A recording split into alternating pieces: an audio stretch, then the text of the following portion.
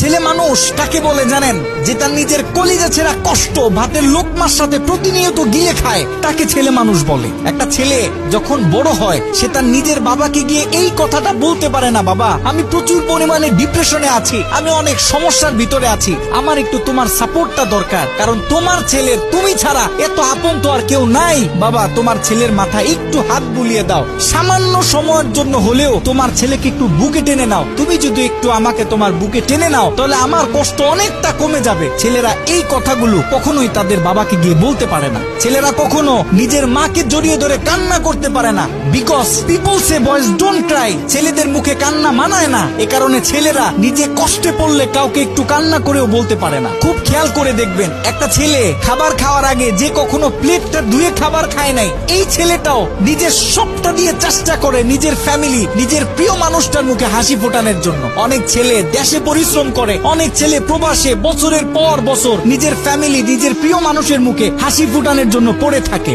দিন শেষে ছেলেদের মুখে হাসি ফোটানোর মতো কাউকে পাওয়া যায় না। আমি মনে করি boys are the best actor in the world. এই পৃথিবীতে ছেলেরা হচ্ছে সব থেকে বড় অভিনেতা, কারণ ছেলেরা নিজেদের বুকে হাজারো লক্ষ কষ্ট পুঁতে রেখেও মুখে হাসি নিয়ে চলে, কারণ সে জানে আজকে আমি যদি ভেঙে পড়ি তাহলে আমার পুরো ফ্যামিলিটা অস্তিত্বহীন হয়ে যাবে।